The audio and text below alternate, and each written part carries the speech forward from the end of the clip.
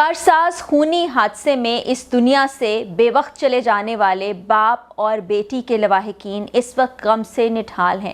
ان پر تو قیامت ٹوٹ پڑی ہے۔ ایک طرف اولاد کو اپنے باپ کے جانے کا غم، بہن بھائیوں کو اپنی بہن کے بچھڑ جانے کا غم، اس ماں کا سوچئے جس کا سہاگ اجڑ گیا، جس کی بیٹی اس گھر سے چلی گئی، گھر ویران و برباد ہو گیا، مستقبل کا کچھ پتہ نہیں ہے۔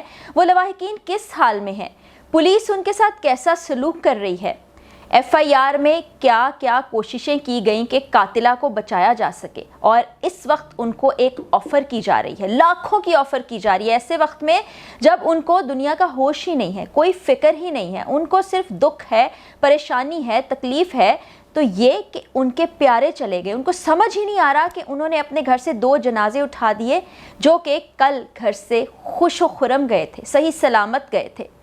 عمران عارف نے اپنی کاٹ کو، جو کہ سائیکل کے پیچھے ایک لکڑی کا کاٹ تھا، اس کو تالا بھی لگایا تھا اس امید سے کہ کل پھر وہ اپنے بچوں کا رزق کمانے کے لیے گھر سے نکلے گا۔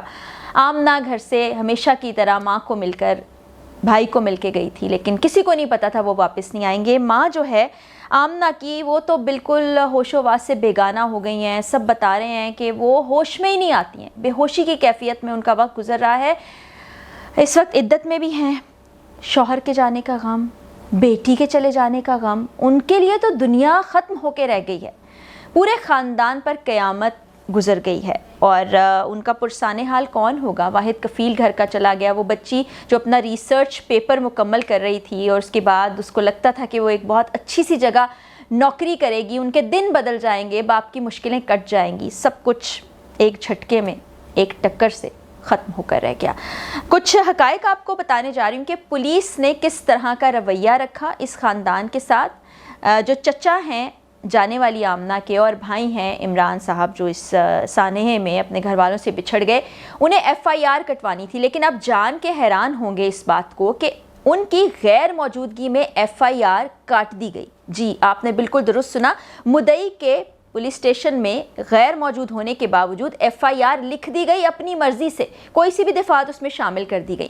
امتیاز صاحب بتاتے ہیں کہ میں جس وقت تدفین کے مرحلے سے گزر کے دکھی دل کے ساتھ بکھرا ہوا گھر واپس پہنچا تو مجھے واٹس ایپ پر ایک تصویر نظر آتی ہے، میں وہ تصویر کو کھولتا ہوں تو پتہ چلتا ہے کہ یہ ایف آئی آر ہے، میرے پیاروں کے جانے کی ایف آئی آر، جس کو میں نے ٹھیک انداز میں لکھوانا تھا، میں نے نہ جانے اس میں کن کن چیزوں کا اندراج کرانا تھا، پولیس نے وہ درج کر لیا۔ پھر وہ بتاتے ہیں کہ جب میں تھانے پہنچا تو وہاں پر قاتلہ موجود تھی، نتاشا وہیں پر تھی۔ ان کا کہنا ہے کہ کوئی شرمندگی کا احساس نہیں تھا، مجھے دیکھ کے اس نے کوئی تعزیت نہیں کی، دکھ کا اظہار نہیں کیا، بلکہ عجیب سے اشارے کرنے لگی اور کچھ جملے بھی بولے۔ وہ کہنے لگے مجھے یہ سب کچھ اچھا بالکل نہیں لگ رہا تھا، میں سائڈ پر ہو گیا۔ اور 100% اس وقت یہ قاتلہ نشے کی حالت میں تھی، جس کو پولیس والے چھپا رہے ہیں اور بڑا چھپانے کی انہوں نے کوشش کی ہے۔ لیکن امتیاز صاحب نے پھر اب آپ نے جان لیا کہ کچھ رد و بدل کرا لیا ہے۔ امتیاز صاحب تو ایک غریب گھرانے سے تعلق رکھتے ہیں، ان سے کہاں رد و بدل کیا جانا تھا، یہ تو پبلک پریشر جس کے باعث کچھ چیزیں آج عدالت میں بھی ہوئیں۔ وہ قاتلہ جیل میں تو چلی گئی، اب جیل میں اس کو کیا پروٹوکول مل رہا ہوگا یا بچانے کی کیا کوششیں ہو رہی ہوں گی، وہ اپڈیٹس بھی ہم تک پہنچ ہی جائیں گی، لیکن ہماری امید یہ ہے، ہماری کوشش یہ ہے کہ ان باپ بیٹی کو انصاف مل سکے۔ اس کے علاوہ بھی بہت سی چیزیں ہوئی ہیں۔ جب مدعی جو ہیں، جن کا بھائی بھی چلا گیا، ان کی بھتیجی اس دنیا سے چلی گئی، غم سے وہ نڈھال ہیں، ان سے پوچھا گیا کہ کوئی تعزیت کے لیے فون کال آئی یا کسی شخص نے اتنی جرت کی کہ وہ یہاں آئے، ان کو دلاسا دے، اپنی غلطی کا اعتراف کرے، تو انہوں نے کہا نہیں ایسا نہیں ہے۔ ایسے وقت میں وہ آتے بھی کیسے؟ اور ویسے بھی ایسے خاندانوں کو شرمندگی کہاں ہوتی ہے جن کے سر پہ دولت کا نشہ ہو اور جن کو پتہ ہو کہ ہمارے خلاف کچھ بھی نہیں ہونا ہے، لیکن میرے اپنے پلیٹ فارم کے ذریعے سے میں نے آواز اٹھائی۔ بہت کم لوگ بات کر رہے ہیں ان کو انصاف دلانے کے لیے، سوشل میڈیا پلیٹ فارمز کے ذریعے سے لوگ واقعے کو رپورٹ تو کر رہے ہیں، لیکن جو قاتلہ ہے اس کی تصویروں کو بلر کر کے یا حقائق کو توڑ مڑوڑ کے، ایسا نہیں کرنا چاہیے۔ جو حقائق ہیں ان کو سامنے لانا چاہیے۔ سوشل میڈیا صارفین اس معاملے پر بڑا کھل کے بات کر رہے ہیں اور وہ چاہتے ہیں کہ انصاف ہو، باپ بیٹی کو انصاف ملے۔ اور ایک اور اہم نقطہ جو کہ سوشل میڈیا صارفین کے توسط سے ہی مجھ تک پہنچا ہے، انہوں نے کہا ہے کہ گل احمد انرجی سے ان کا تعلق تھا۔ گل احمد پاکستان کا ایک بہت بڑا برانڈ ہے، بہت سی خواتین وہاں سے اپنے لباس خریدتی ہیں، مرد حضرات کے لیے بھی پورا ایک اسٹور کی طرح سے وہ چلتا ہے, اور بھی بہت سے بزنسز ہیں, اس کا بائیکاٹ کیا جائے. بالکل جائز مطالبہ ہے. اتنا بڑا ظلم کر دیا, معصوم لوگوں کے لیے قیامت برپا کر دی, اس پر شرمندگی بھی نہیں, تو بائیکاٹ کر دینا چاہیے. آج کے بعد میں تو یہ وعدہ کرتی ہوں کہ اس برانڈ کی کوئی سی بھی پروڈکٹ میں استعمال کرنے نہیں جا رہی. آپ بھی میرے ساتھ وعدہ کیجئے, اگر آپ بھی یہ ہمت کر سکتے ہیں, شاید اس طرح سے ان کے بزنس کو کوئی نقصان پہنچے تو کوئی عقل اور غیرت کا تقاضا جاگے, ان کے ضمیر جاگیں, حالانکہ بڑی مشکل کام ہے.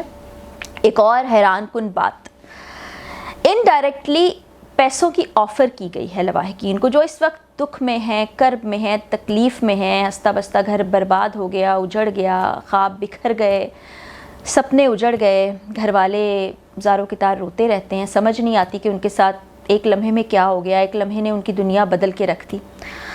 ان کا خوشیوں بھرا گھر آج صف ماتم وہاں بچھی ہے. لوگ آ رہے ہیں, افسوس کر رہے ہیں, اور گھر والے یقین بھی نہیں کر پا رہے کہ یہ کیسا ہو گیا. شاید کہیں نہ کہیں یہ سوچتے ہوں گے, دروازے کو ان اداس نظر سے دیکھتے ہوں گے کہ شاید ان کا باپ واپس آ جائے, شاید ان کی بہن واپس آ جائے. یہی ہوتا ہے جب کسی کا کوئی پیارا چلا جاتا ہے نا, تو انسان بڑی آس امید سے دیکھتا ہے. لیکن اب وہ وقت نہیں رہا, وہ وقت گزر گیا ہے.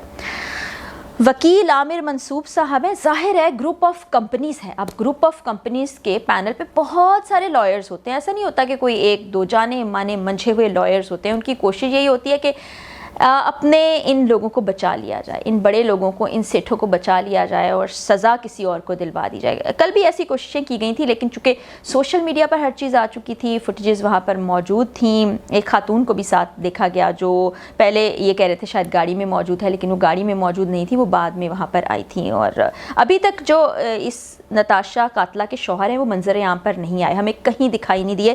حالانکہ کچھ لوگ کہہ رہے تھے کہ وہ جائے وقوع پر بھی موجود تھے یا وہاں انہوں نے وزٹ کیا تھا, لیکن ایسے کوئی شواہد ابھی تک تصویری یا فوٹیج کی صورت میں سامنے نہیں آئے ہیں. تو جو عامر منصوب صاحب ہیں وہ پہلے ہی میں کہہ رہی ہوں کہ وہ ایسی باتیں کر رہے ہیں انہونی, لیکن شاید ان کے لیے انہونی نہیں ہوگی, پیسہ بولتا ہے, پیسے کی طاقت ان سے یہ سب کچھ بلوا رہی ہے. انہوں نے عدالت کی پریمیسز میں کھڑے ہو کر یہ کہا ہے کہ ہم دیت دینے کو تیار ہیں. اب دیت آپ کو پتہ ہے کہ شرعی قانون کے مطابق اگر لواحقین یہ چاہیں کہ وہ کوئی قانونی کارروائی نہیں کریں گے, اپنے جانے والوں کا بدلہ نہیں لینا چاہتے, وہ سیٹلمنٹ چاہتے ہیں, جو کہ آؤٹ آف کورٹ سیٹلمنٹ ہم نے بہت بار ہوتے دیکھی ہے, تو اس صورت میں وہ پیسے دینے کو تیار ہیں. ایک انسان کی جان جانے کی رقم جو ہے وہ 68 لاکھ روپیہ, تو فی بندہ 68 لاکھ روپیہ وہ دینے کو تیار ہے. یہ انڈائریکٹلی انہوں نے کہہ دیا ہے کل, جبکہ پہلا ہی دن تھا جب عدالت میں قاتلہ کو پیش کرنا تھا, ہیلے بہانے کر کے اس کو پیش نہیں کیا گیا. پھر بعد میں آپ کو میں نے پچھلے ولاگ میں بتایا تھا, پچھلی ویڈیو میں بتایا تھا کہ ڈاکٹر چنی لال نے کہا ہے کہ یہ ملزمہ صرف ڈرامے کر رہی تھیں, یہ صرف تھوڑا سا ذہنی دباؤ ان پہ ضرور تھا, لیکن کسی قسم کی ذہنی مریض کی حالت نہیں ہے, ان کی کوئی ذہنی مرض ان کو لاحق نہیں ہے, جو کہ رپورٹس نے ثابت کر دیے, جو ٹیسٹس کیے گئے تھے.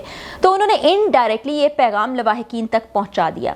جب لواحقین سے بات کی گئی کہ کوئی ڈائریکٹ آپ سے بات چیت کی گئی, تو انہوں نے کہا کہ نہیں, ہمیں اگر ڈائریکٹ اپروچ بھی کیا جائے گا, ہمیں کسی قسم کا قصاص خون بہا نہیں چاہیے, ہمیں انصاف چاہیے ہے. اور وہ یہ بھی کہہ رہے تھے کہ سوشل میڈیا پہ جس طرح سے لوگوں نے ان کے لیے بڑھ چڑھ کر آواز اٹھائی ہے وہ بڑی ہی خوش آئند چیز ہے. ان کے پیارے تو چلے گئے ہیں, اب ان کی نظریں عدالت کی جانب لگی ہوئی ہیں کہ وہ کیا فیصلہ کرتی ہیں. پولیس کے بارے میں, پولیس کے رویے کے بارے میں خاندان مطمئن دکھائی نہیں دیتا. خاندان مطمئن کیسے ہوگا جب ہم جو باہر سے دیکھ رہے ہیں اس کیس کو, رپورٹ کر رہے ہیں, اپنے ذرائع سے معلومات حاصل کر رہے ہیں, تو ہمیں بھی بہت سے شکوک و شبہات سامنے آ جاتے ہیں, گھیرے میں لے لیتے ہیں کہ ایسا کیسے ہوگا, کیونکہ ہمارے سامنے ہے کہ سندھ پولیس کس طرح سے کام کرتی آئی ہے, سندھ میں ادارے کیسے کام کرتے ہیں. معزز عدالتوں سے ہی استدعا کی جا سکتی ہے کہ اس بے بس خاندان کو, اس غریب خاندان کو جو اجڑ چکا ہے, جن کو اپنا مستقبل تاریک نظر آ رہا ہے, ان کا ہاتھ تھامیں. کچھ اور تو آپ نہیں کر سکیں گے, ان کو انصاف ہی دلاتے. انصاف کی امید ہمیں عدالتوں سے ہی ہے, کیونکہ ہم اس دنیا میں ہیں, جیتے جاگتے ہیں تو عدالتوں کی طرف ہی دیکھیں گے. بہرحال اس کے علاوہ ہمارے پاس ایک ہی سہارا ہے, ہر انسان کے پاس ہوتا ہے, جو جانے والے ہیں ان کے لواحقین کے پاس بھی وہی راستہ ہے, یعنی رب تعالیٰ سے مدد مانگنا. اور رب کا قانون بڑا سخت ہوتا ہے, رب کی سزائیں بہت سنگین ہوتی ہیں, اور رب کی لاٹھی بے آواز ہوتی ہے. اس کو پڑھنے سے پہلے انصاف کر دیجئے. مزید اپڈیٹس کے ساتھ اگلی ویڈیو میں ملاقات ہوگی. اجازت دیجیے, اللہ حافظ.